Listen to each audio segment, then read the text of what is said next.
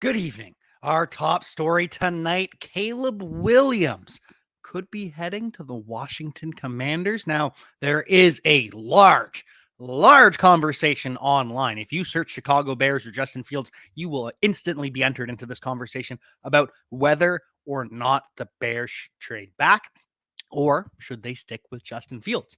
And we've heard for about 2 weeks now that the Washington Commanders are extremely interested in Caleb Williams. Those rumors continue to heat up. We've heard conversations about who the Commanders could turn to at head coach. And we've heard about a bunch of other teams where they could turn. We're talking Chargers, Raiders, Panthers. NFC South could get in on the coaching hiring, not just the Panthers, but the Falcons could be in there as well. So we're going to break down all of that. We're going to talk about all the players that made the Pro Bowl, all the players that are going to be playing this week, all the players that are going to be resting. We have so much news to cover on Player Profiler Today.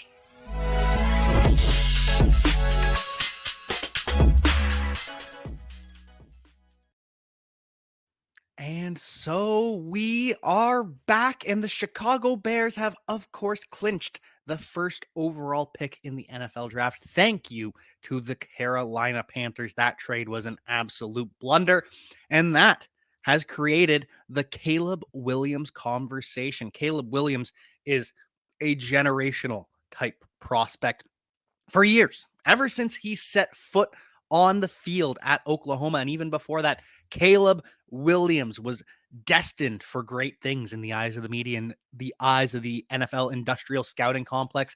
Caleb Williams is the real deal, which is why the Commanders are interested in Caleb Williams. Caleb Williams is from the DC area, went to Oklahoma, and then goes to USC.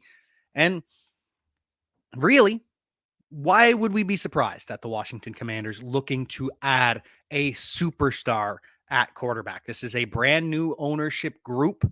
This is the Josh Harris ownership group, the Trust the Process Philadelphia 76ers ownership group. We've got Magic Johnson, a star in his own right. This is a team that is looking for an identity. This is a team that is looking to sell tickets. This is a team that wants a superstar and needs a superstar. The Commanders are looking to figure out where the direction of the franchise is headed. And right now they are set to pick second overall. So it could just end up being a one trade up. The Bears could have their cake and eat it too. They could trade back with the Commanders. They could load up, get an absolute haul, and still draft a quarterback to reset that rookie market. Justin Fields, they have to pick up his fifth-year option in the offseason. That will be about $22 million in the year 2025. And why would the Bears commit to that? Heading into year 4, I am a massive Justin Fields fan. I think Justin Fields has plenty of success on some other team. The Atlanta Falcons would be perfect for Justin Fields. Get him back in Georgia.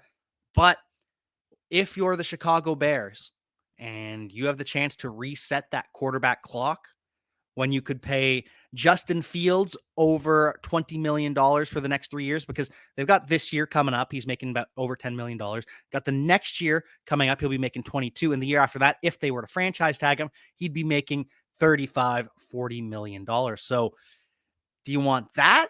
Or do you want to pay Caleb Williams, Drake May, Jaden Daniels $12-ish million per year?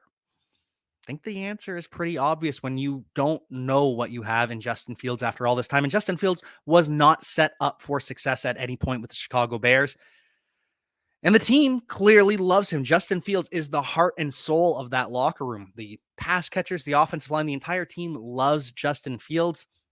Unfortunately, the Bears screwed it up, and I think he's going to go and have some success elsewhere. I do not think the Commanders will ultimately land Caleb Williams. I think they will draft either Drake May or perhaps Jaden Daniels with the second overall pick. Jaden Daniels is starting to get hype that he could actually be QB2. With Drake May sliding to QB3, we could have 3 quarterbacks in the top 5. Now, every year we talk about all the quarterbacks that are going to be drafted top 5, drafted top 10. We thought there were going to be 4 quarterbacks drafted in the top 5. This year, Will Levis falls into the second, but very, very realistic. Caleb Williams and Drake May, we've been talking about them going 1-2 for years now. And Jaden Daniels, the Heisman winner, had a season that could put him up in there. And so for the Washington Commanders, we know that they're interested in Caleb Williams. We know that they're going to be looking at a quarterback. But for now, Sam Howell is the starter for Week 18. Ron Rivera has announced that Jacoby Brissett did return to practice in full today, but after missing time earlier in the week, after missing last week. And the game that really just doesn't matter for the Washington Commanders, they have decided that they will roll Sam Howell in Ron Rivera's final game as a head coach. And they could set plenty of other veterans. Curtis Samuel's not practicing with a hamstring injury. Jonathan Allen missing with a knee injury. The Commanders might just close up shop, play some young kids, and call it a day. And that will be the end of Ron Rivera's career with the Washington Commanders. And it could be the end of Ron Rivera's coaching career as well. He was asked if he wants to coach in 2024. And he says, we'll see after Sunday. So I think Ron Rivera could be heading into retirement, a well-earned retirement. But the Commanders have some choices ahead to make. The Chicago Bears have some choices ahead to make. We are just getting started when it comes to all of the offseason drama. But before we get into more of that, we've got a word from the Podfather. Oh, I see it every day online, every single day. Hey, that looks like a great fantasy team in an 8-team league. Oh, wish I could be in a league with you. Right? Well, guess what? Now you can respond with, sure, let's play on Bettle. That's the beauty of this platform. This new Bettle platform standardizes all position scoring. So you just load your team and you challenge your friend, your colleague, Twitter troll, and you can browse other teams and issue challenges. Bettle is revolutionizing fantasy football. And with code Underworld, you get a $100 instant deposit match plus a free $10. So even if you deposit $20, you get $50. Think about that. So go to Bettle.com. The code is Underworld. Bettle.com. The code is Underworld. Or click a link in the description. It's fun to be right.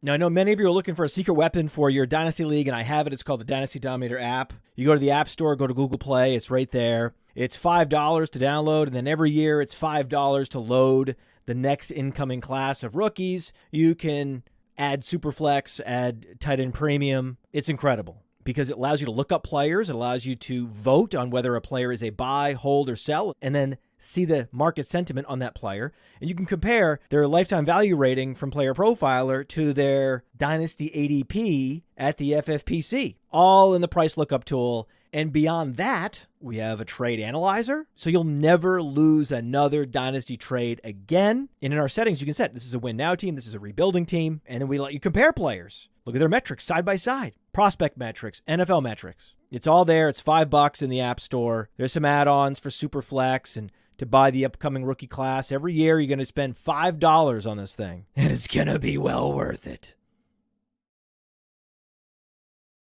So we pretty much know that the Washington Commanders will pair a new head coach with a new quarterback. There are rumors that Eric Bieniemy, the offensive coordinator, former Kansas City Chiefs OC, who did have some success with Sam Howell this year. Sam Howell, an old school gunslinger, at one point led the NFL in passing yards.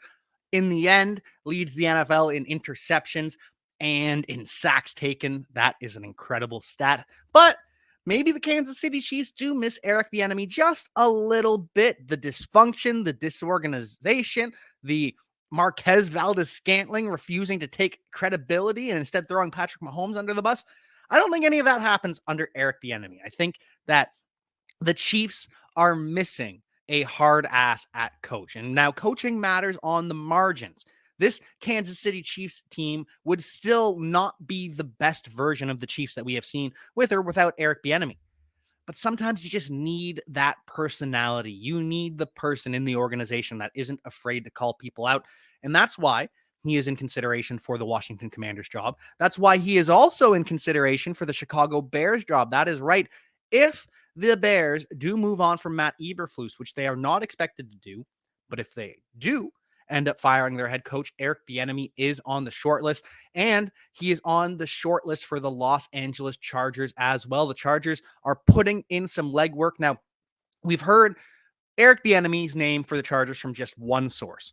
However, we've heard these three names from two different sources across the NFL. That is the Chargers being interested in Dan Quinn, the defensive coordinator of the Dallas Cowboys, former Atlanta Falcons head coach. He is well loved by his players wherever he goes. And there is thought that, like Mike McCarthy, perhaps Dan Quinn has learned something after reflecting after his first stint as a head coach did not work out. Did make a Super Bowl with the Atlanta Falcons, though some will attribute that to Kyle Shanahan. So the Chargers in on Dan Quinn, in on Jim Harbaugh as well. We all know that Jim Harbaugh, University of Michigan head coach, about to play for the national championship on Monday.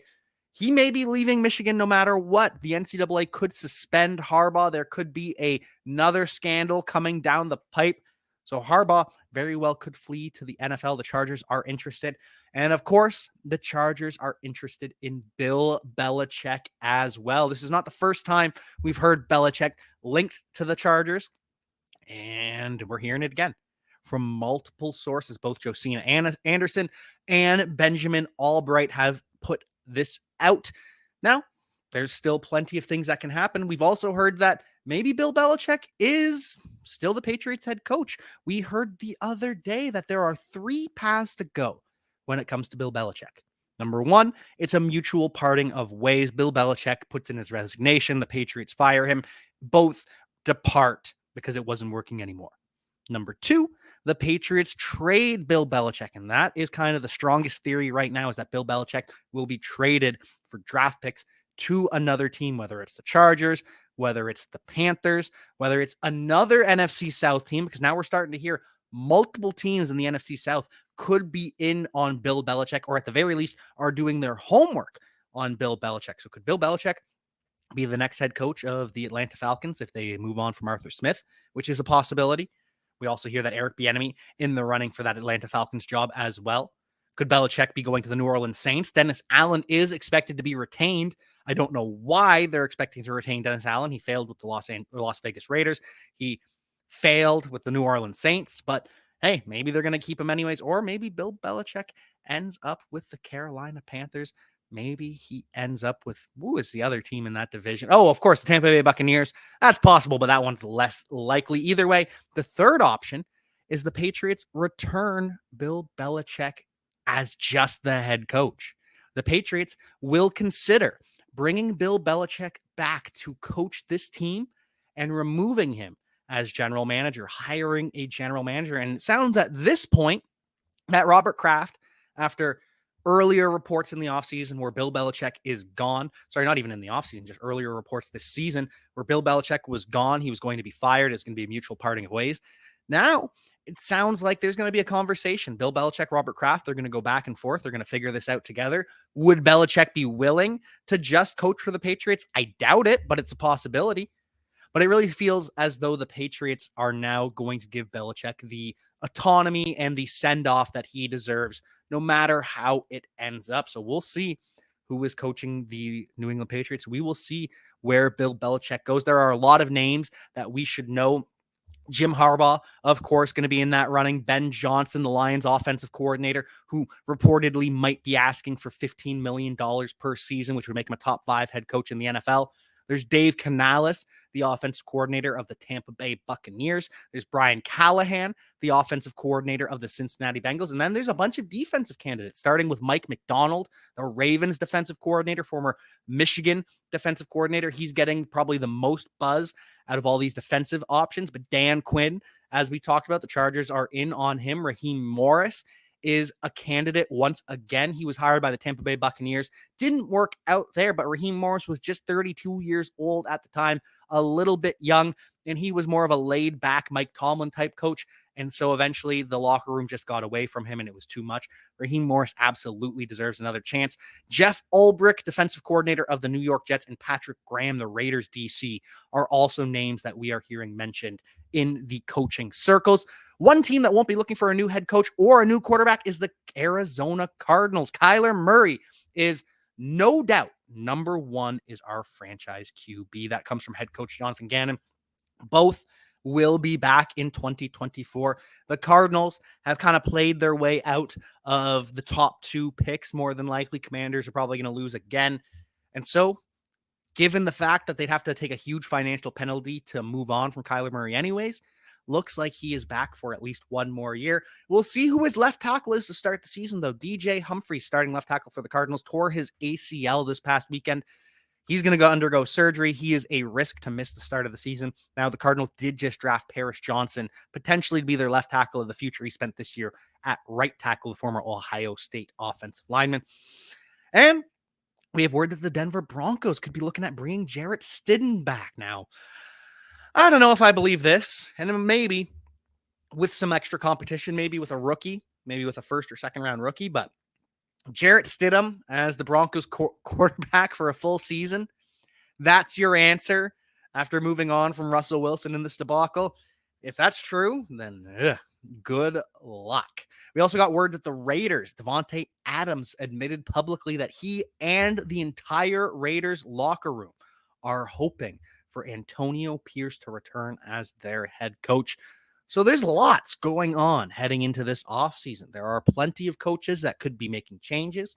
The Raiders already fired their head coach. Could they bring back Antonio Pierce? Could they bring back John Gruden? Something we've heard as well.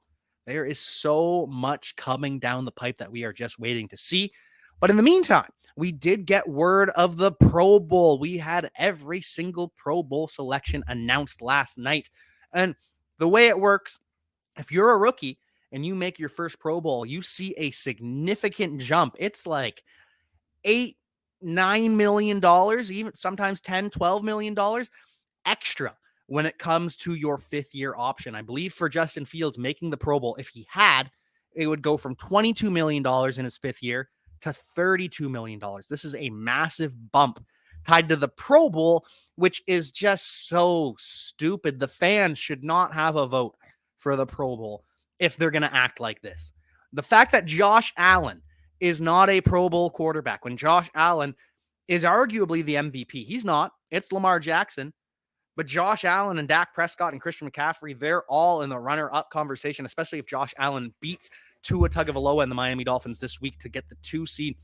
That doesn't happen with just about any other quarterback. The Bills had a slow start, which probably hurt Josh Allen in the voting, and the turnovers don't help either. But my goodness, the Bills don't climb out of the hole they were in without Josh Allen as their quarterback. The Bills don't make the playoffs if Josh Allen is not their quarterback. So Tua Tagovailoa, Patrick Mahomes, I don't care which one you take out, but Josh Allen should be a Pro Bowl quarterback, an absolute snub, an absolute travesty.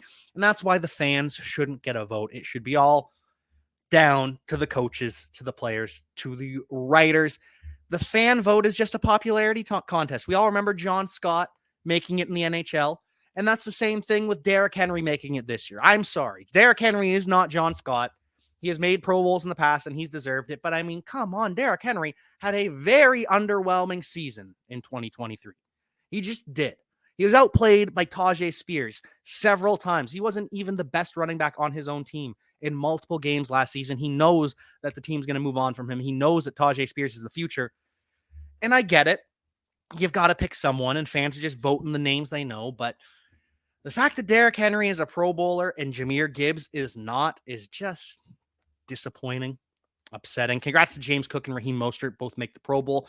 And I guess congrats to DeAndre Swift, but Jahmyr Gibbs again should have been in the Pro Bowl over DeAndre Swift. DeAndre Swift had a great season to start the year and cooled off so hard down the stretch. A massive part of the Philadelphia Eagles falling off. So very disappointed that Jahmyr Gibbs does not make the Pro Bowl. Even more disappointed that Josh Allen doesn't make the Pro Bowl. At receiver, we're actually pretty good. Tyreek Hill, Amari Cooper, Keenan Allen, Jamar Chase in the AFC. The NFC is unfortunately more loaded than the AFC. Jamar Chase ended up missing time, and so maybe you could take him out. But CeeDee Lamb, A.J. Brown, Mike Evans, and Puka Nacua in the NFC. No Cooper Kupp. No Brandon Ayuk. The fact that Brandon Ayuk isn't a Pro Bowler breaks my heart. Same with Amon-Ra St. Brown. But it's tight. It is a competitive field at tight end. It was obviously going to be Travis Kelce. He's had a down year. He's still the best tight end in the NFL. David Njoku, the second option in the AFC. In the NFC, we've got George Kittle and Sam Laporta. So Sam Laporta sees that boost. Actually, no, he doesn't get a fifth-year option. He's a second-round pick, so he doesn't even get that.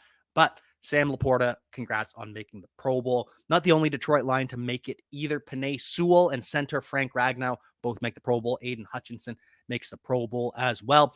You can see the full list of players. I find it ridiculous, the fact that we have 6 edge rushers at the Pro Bowl, because defensive end and outside linebacker are not the same position according to the Pro Bowl, even though ask anyone, they're all edge rushers. Myles Garrett and TJ Watt do, in fact, play the same position, even though TJ Watt drops in the coverage more than he should.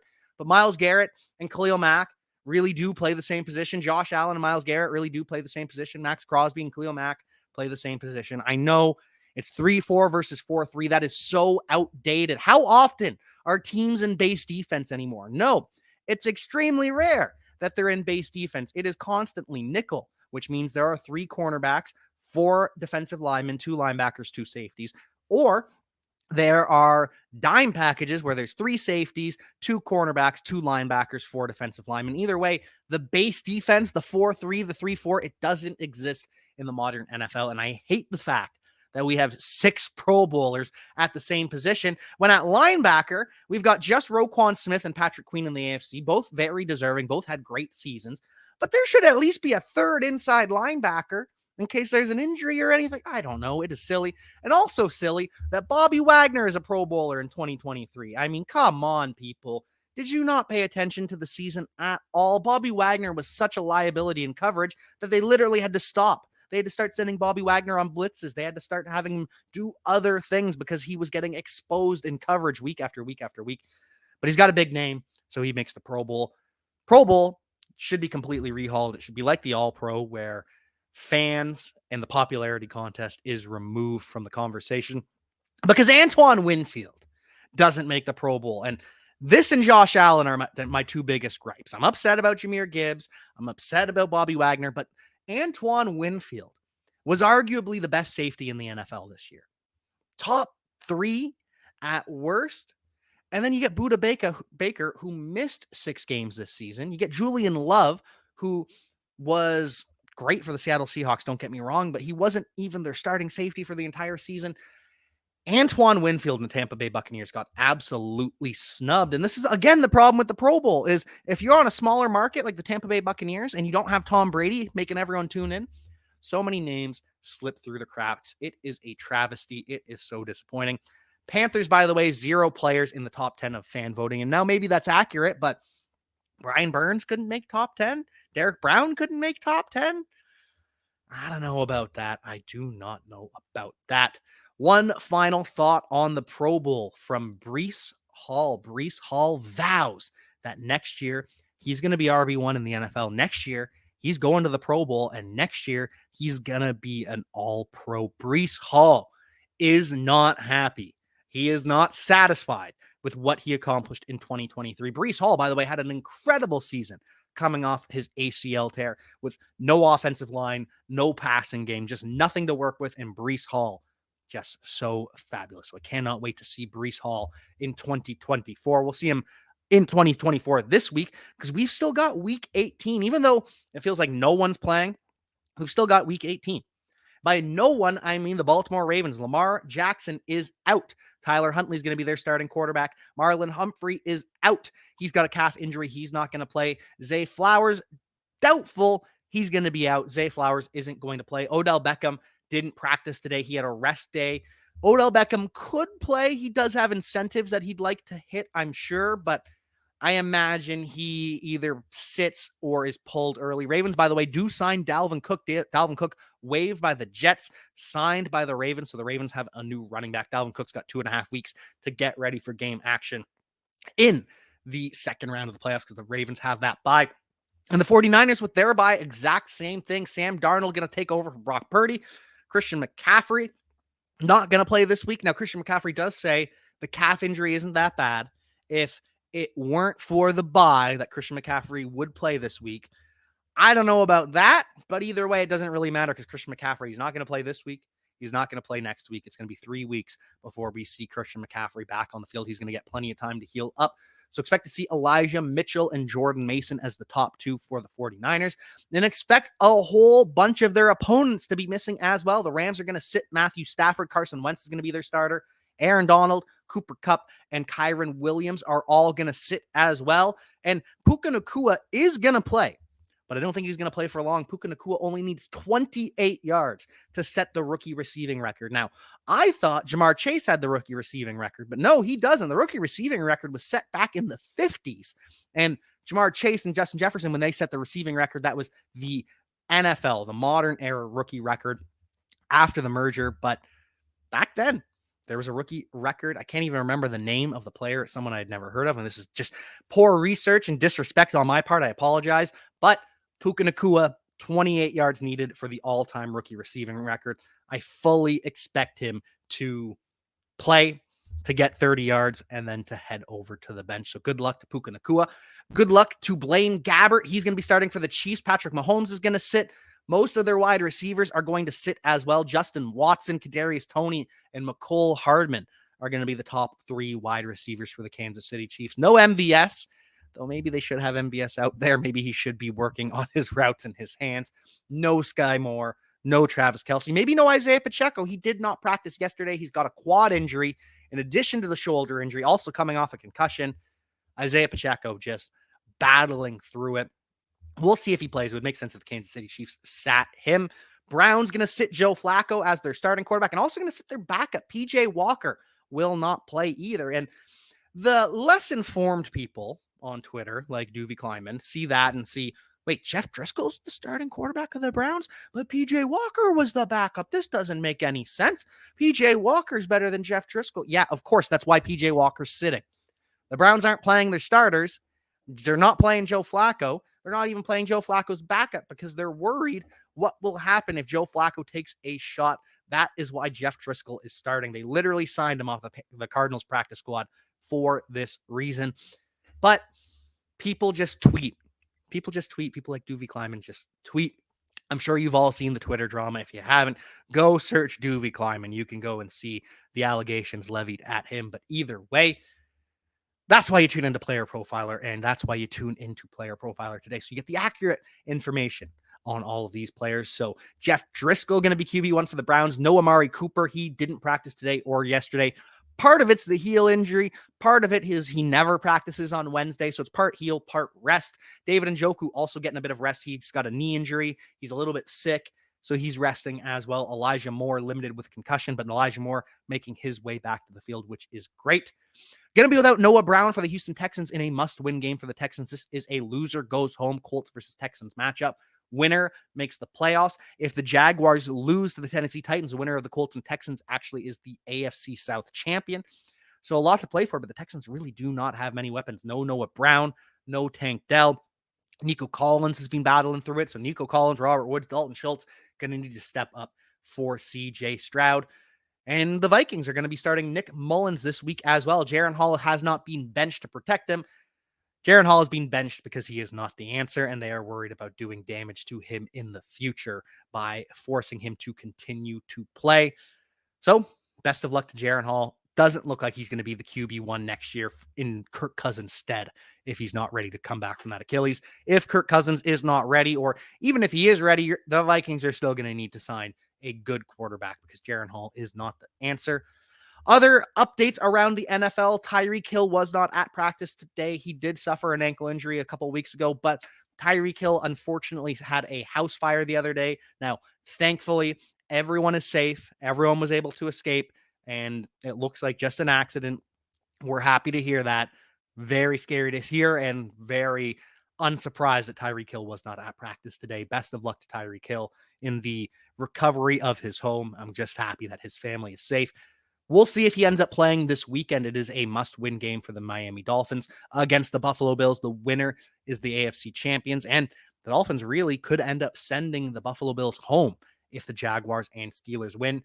Doesn't look like they'll have Jalen Waddle. He did not practice today or yesterday with his ankle injury. Raheem Mostert also not practicing with his ankle and knee injury. He missed last week as well.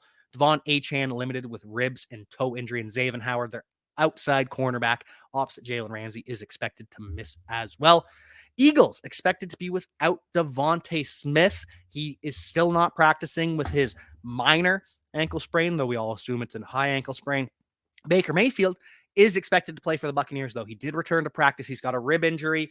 Not broken ribs, just bruised ribs. He's battered, he's bruised, but Baker Mayfield did return to practice today. Baker Mayfield is expected to play and is hoping to beat the Carolina Panthers, clinch the NFC South Championship, and take his team to the playoffs. We'll see if Baker Mayfield can get it done.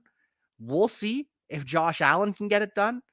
We'll see how all of this weekend shakes out. There is so much going on in week 18, both in regards to what's going to happen in the playoffs, what's going to happen on Monday when a bunch of coaches are inevitably fired. There is so much yet to come down the pipe. And that's why you got to stay tuned to Player Profiler. We're here to bring it all to you. Accurate information that you can use all offseason long. Hey, I want to take a moment to thank you for tuning in. It's important to me that all of our media be free. This is only possible because of you allowing a true independent sports media enterprise to thrive unlike any other in the business. So please subscribe to the All In Package to continue to make all of this possible, to ensure that all of our stats, information, data, content is available to you, especially you, the people that get the site and get the show.